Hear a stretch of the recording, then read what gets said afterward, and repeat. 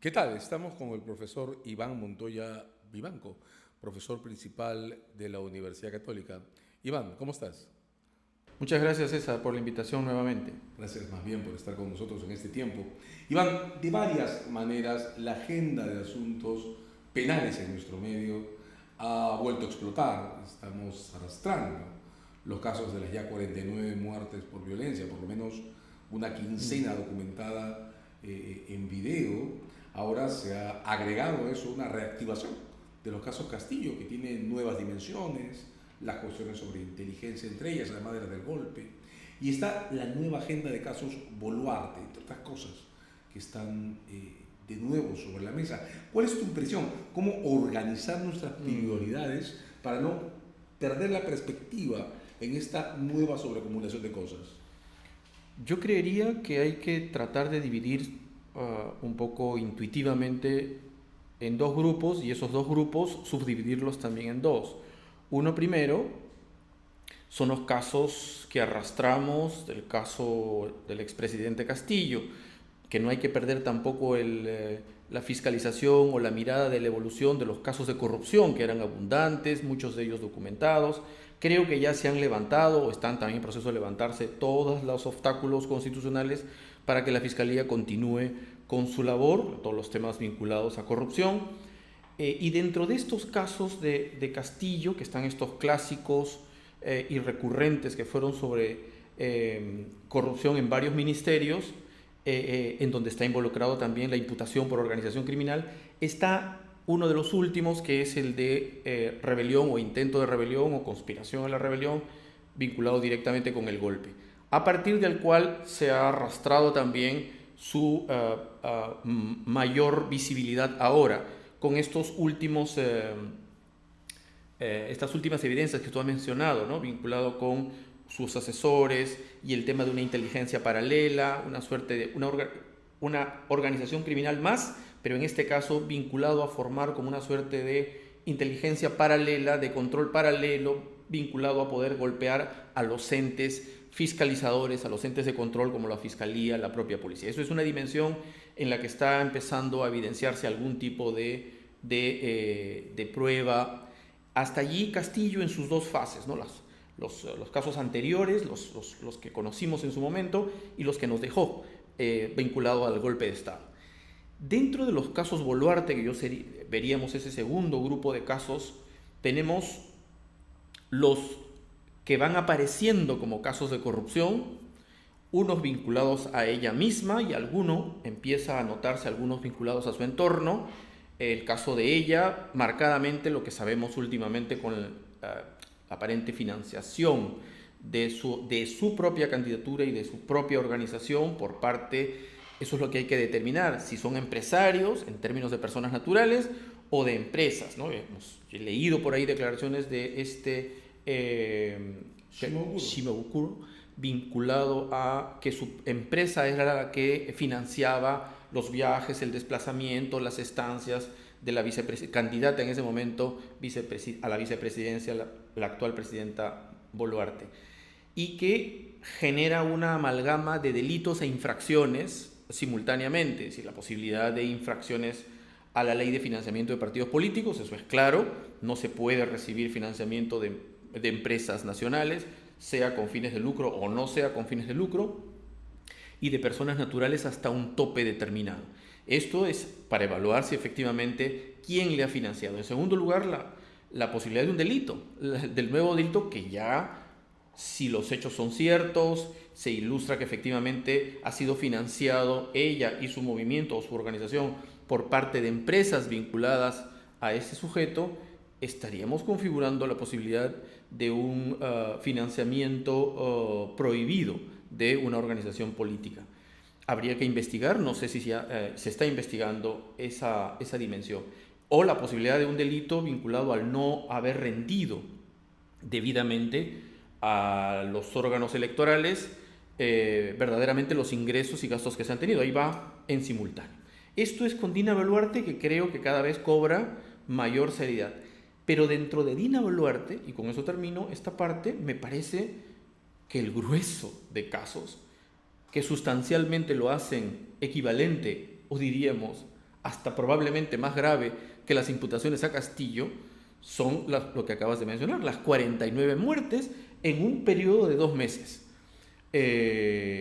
Estamos hablando de imputaciones de asesinato vinculado a una calificación de crímenes vinculados a violaciones de derechos humanos y o crímenes de lesa humanidad. Esa parte que no se sabe hasta ahora a quién responde, o sea, no tenemos todavía individualizados posibles responsables, llegaría, está en investigación, a la propia presidenta. De hecho, no es tampoco una imputación sencilla de decir, no sé, exagerado, imputarle las 49 muertes o algunas de estas muertes a la presidenta. No, porque desde los primeros muertos en protestas, vinculado a actos de protestas por parte de las fuerzas del orden, a los que continuaron progresivamente, la presidenta ha confirmado tanto al ministro involucrado como la propia estructura policial y militar, y ha sido felicitada. No ha habido el cambio de rumbo en ninguna política. Entonces uno se pregunta, la primera puede ser, o sea, los primeros muertos pueden obedecer a una suerte de no respeto a sus advertencias o cuidados aparentemente por parte de la presidenta, o a sus instrucciones o a sus no instrucciones, pero los muertos que han continuado en Juliaca y en otras regiones del país y que han configurado estos 49 muertos posteriormente, uno se pregunta, el hecho de tener una posición especial en la cúspide del poder, jefa de las Fuerzas Armadas y las Fuerzas Policiales, según la Constitución, teniendo la capacidad de nombrar a los ministros involucrados, al primer ministro, al ministro de Defensa, y de hacer los cambios necesarios, y estos no se hacen y las muertes continúan, esa es una línea de investigación muy fuerte que en este momento la presidenta se considerará tal vez protegida por sus inmunidades, pero son aspectos que va a tener que rendir cuentas en algún momento cuando deje la presidencia. En el ámbito de Boluarte, reitero una vez más, me parece que lo más grave son las imputaciones vinculadas a las imputaciones por homicidio calificado relacionadas a estas muertes en contextos de protesta, ¿no? Vamos por eso último que has dicho. No sé si compartes esta impresión, pero me parece que ha habido ocasiones en las que nos hemos enfrascado en las investigaciones sobre muertes por violencia, en encontrar órdenes, disposiciones directas, incidencia o instigación completa sobre los ejecutores. Y claro, eso siempre es muy difícil porque en este momento de la historia las órdenes de matar se dan a escondidas o clandestinamente. ¿Te parecería que en un caso de esta magnitud entonces las reglas sobre la atribución de responsabilidad por omitir, por no evitar que las cosas que están pasando sigan transcurriendo, podría ser suficiente? Es decir, encuentras un momento a partir del cual alguien que está ejerciendo la presidencia o un ministerio puede notar lo que ocurre y deslindar, pararlo, detenerlo, hacer un esfuerzo objetivo que luego pueda probar su distancia con los hechos. ¿Te parece que no hacerlo es incriminatorio? Mira, es un elemento importante a tener en cuenta, ¿no? De hecho, cuando los elementos de los crímenes del Estatuto de Roma define crimen de lesa humanidad y describe el elemento de sistema, el elemento político de sistema para poder calificarlo como crimen de lesa humanidad, habla no solo de planificación sistemática de las muertes, eso es un nivel, tal vez el nivel más alto, pero el nivel más mínimo para poder imputar ejercicio del poder arbitrario desde las cúpulas de poder es la tolerancia a la sucesión de muertes que se puedan producir. En este caso, por eso digo, no es un elemento menor el hecho de haber continuado con los mismos personajes que llevaron a las primeras muertes en el contexto de protesta por parte, entiendo yo, varias evidencias ya lo van mostrando, de agentes del orden, Fuerzas Armadas o Fuerzas Policiales, y limitarse simplemente a hacer exhortaciones verbales. Yo he pedido que, sin hacer un esfuerzo serio porque eso no se vuelva a repetir, creo que va asociando primero un funcionario público del más alto nivel con posición de garante, de evitar aspectos que puedan producirse a la seguridad de las personas en el contexto del ejercicio del derecho a la protesta. Esa posición de garante implica unos deberes de cuidado, de arriba, sobre todo los vinculados a los cambios de las carteras más importantes vinculados con la política de control democrático de lo que puede ser el orden público. El no hacerlo, estando en su poder tenerlo, y a partir de allí producirse esos sucesos de muerte, precisamente creo que son elementos, no quiero decir todavía determinantes para la imputación en omisión de la presidenta, pero sí elementos muy fuertes, porque claro, hay que luego seguramente ir vinculando qué tipo de reuniones tuvo, qué tipo de información le llegó o no solo de manera reservada, sino información que manejó de manera pública y notoria, o se le alcanzaron otras instituciones privadas vinculadas al seguimiento de los casos, o las informaciones que la Defensoría del Pueblo también se las pudo alcanzar, y evidentemente la política no se cambió. Entonces, sobre ese punto, y es más, hubo reconocimientos que podrían haber sido como estímulos para continuar sin mayor cambio en los cuidados que hay que tener al momento que uno se dirige a controlar o digamos, a tratar de restablecer el orden público en el contexto de protesta. Hay una exigencia muy fuerte respecto de la distinción de quiénes son los violentistas, quiénes son los que hacen altercados, de quiénes se mantienen dentro del ejercicio legítimo del derecho de protesta.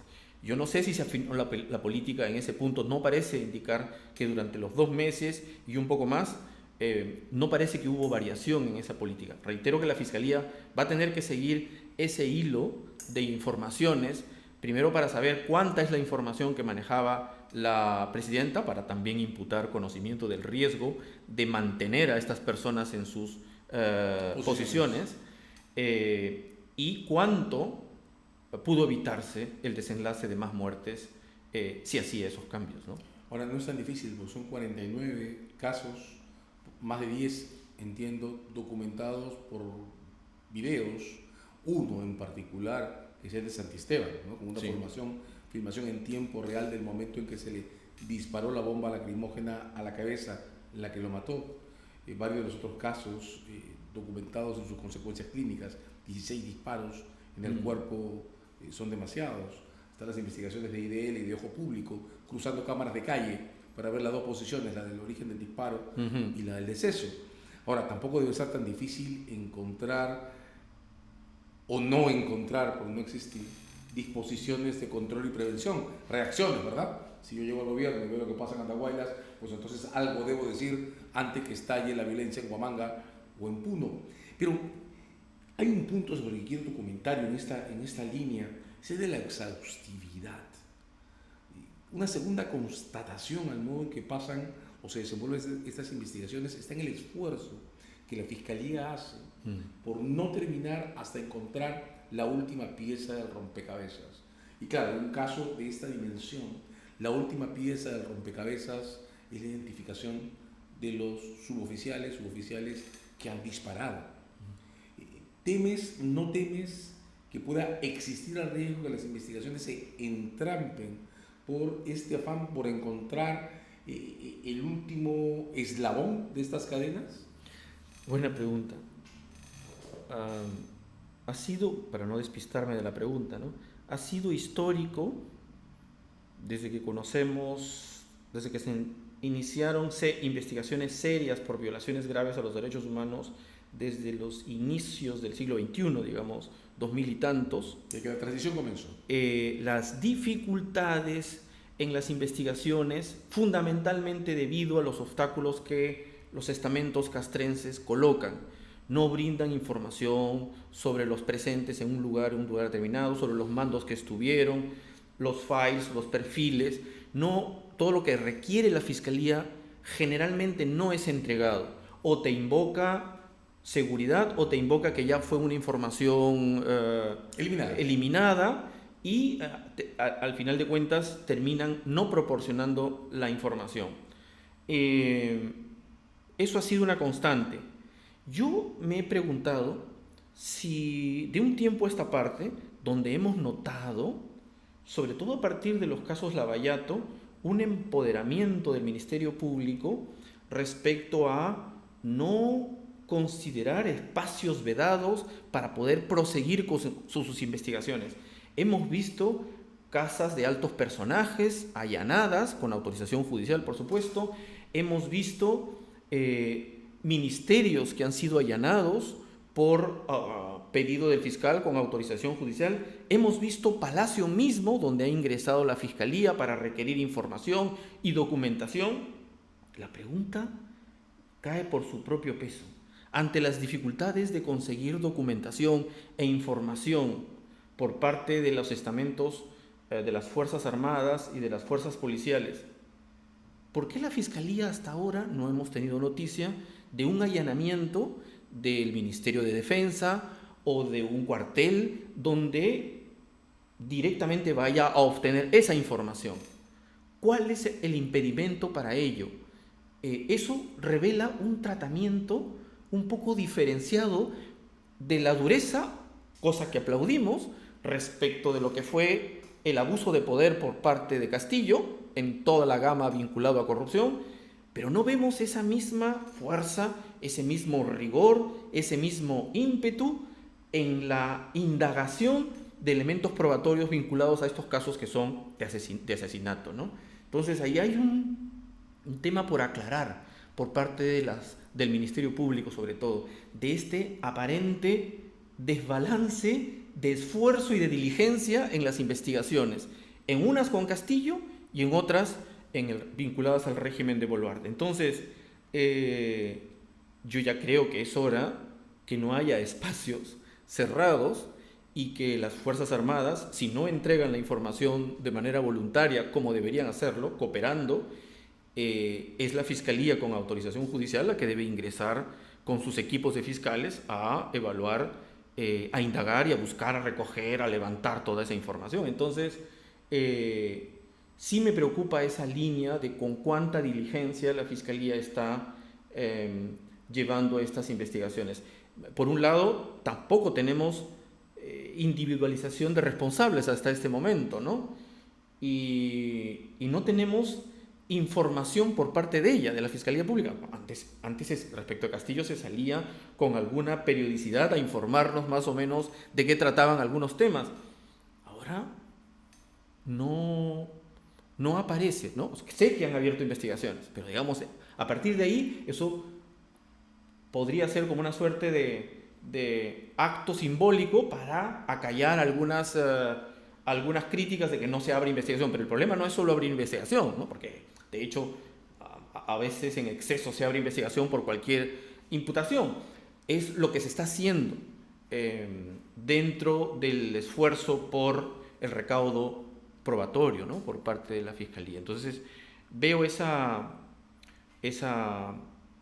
preocupación mía por parte de los esfuerzos de la Fiscalía, ¿no? Hay además un antecedente, ¿no? Porque muy buena parte de las investigaciones sobre noviembre 20, que es un evento de menos días, menos extendido en el tiempo, hay que decir no menos grave, 2 muertos, 80 heridos en muy pocos días, ha tenido trabas semejantes, ¿verdad? Obstáculos de acceso a información de detalle, y tu punto es muy fuerte.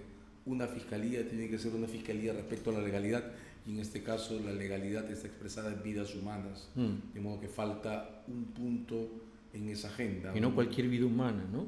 Porque es muy simbólico esto, ¿no? Son vidas humanas de personas generalmente pobres, probablemente varias quechohablantes, no limeñas en muchos casos. Entonces, asesinadas en situaciones no violentas, además. Exactamente, en un contexto que está con cierta protección, que es el ejercicio del derecho a protesta. Por supuesto, no me refiero a los violentistas, que tampoco, claro, en el uso proporcionado a la fuerza corresponde una ejecución. En la medida de la proporcionalidad lo permita, exige un desarme o una desarticulación para ponerlos al recaudo de la justicia. Pero, digamos, sí, pues efectivamente, ahí hay líneas también simbólicas que leer en la actuación del Ministerio Público, ¿no?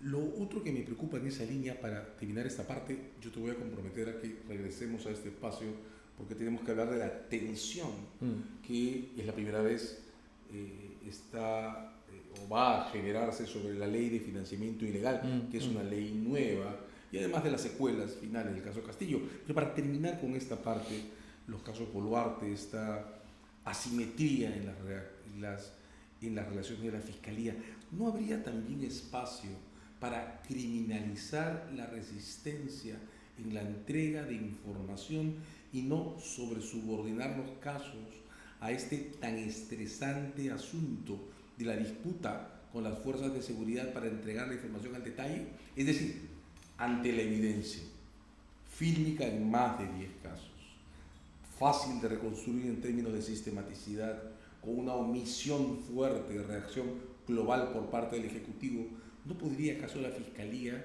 comenzar concentrando los cargos en los principales mandos, renunciar temporalmente a identificar a los perpetradores directos sobre la base de reprochar a quienes ocultan información, cargos por encubrimiento real, y poder empezar a ensamblar productos legales que entregarle a la comunidad? Sí, es un tema vinculado a la estrategia de la investigación.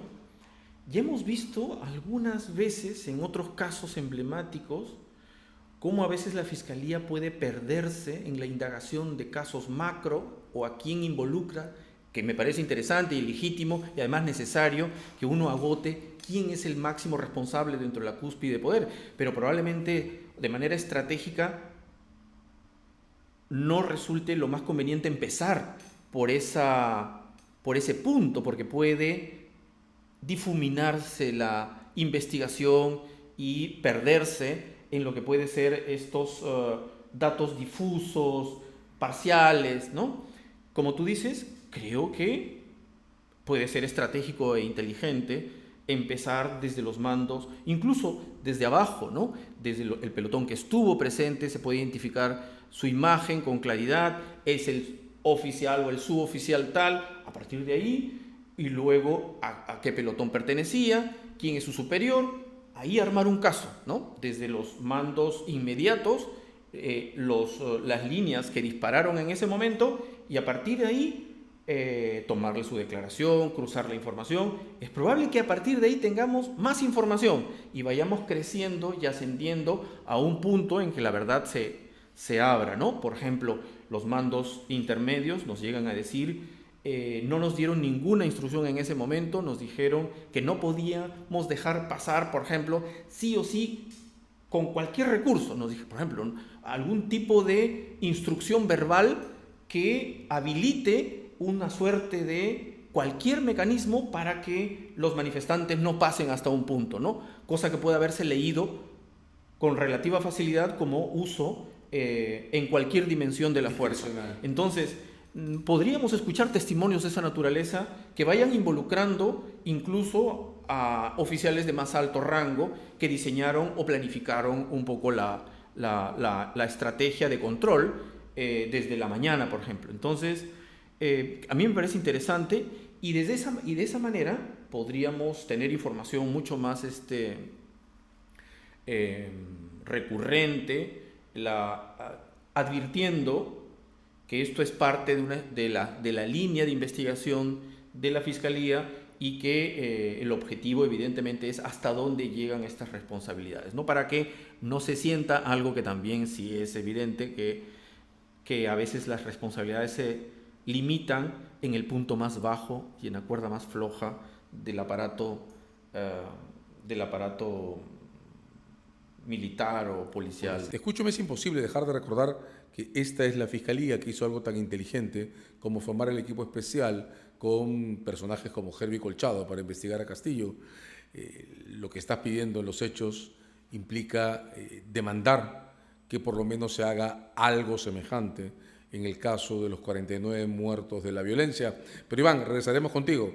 Hay aún en esta coyuntura legal muchos asuntos que aclarar.